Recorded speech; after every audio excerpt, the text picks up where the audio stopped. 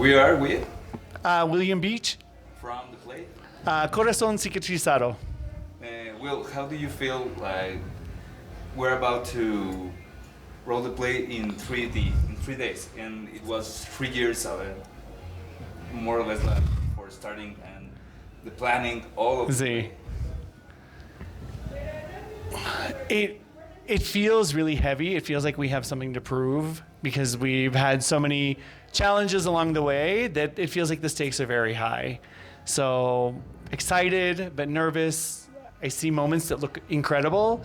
I see moments that are a disaster, and we have 2 days. So what was the most difficult part of all this play, of all these 3 years, and all this rehearsal we just? I think we have great people, and I think the challenge is always it's a big play.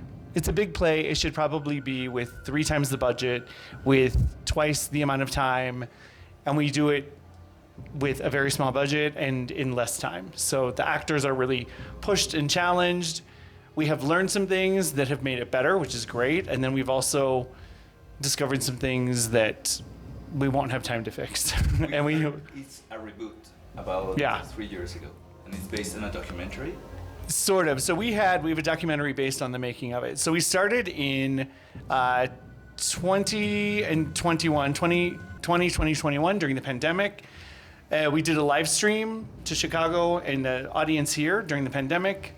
We were in vivo, and the audience was all over. And then we took the next step, and the next step was at Foro La Gruta at Elenico, 1 performance. And now we've come here. That was 2023, I believe, and now 2025 we're here.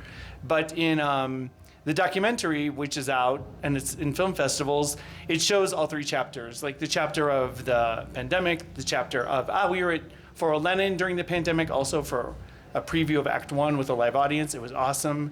They had a lot of questions. And then we went to Foro La Gruta and did the whole thing. And we've captured all of that, all of the stress, the challenges, the heartache. And so because we have the documentary out right now, it's even more fresh that what we have to achieve. Of course. Last but not least, what would you say to people out there for them to come and watch the play and experience this work? I honestly, I mean this completely, without publicity, without advertising. There is no story like this. And I think people will come and they will sit and they'll be like, oh, it's this kind of a story. And then it's going to turn into this kind of a story. And then this kind of a story. I just think it's something that is, everyone's going to find a connection with a character or with something else. And so I just think people should come and just be surprised.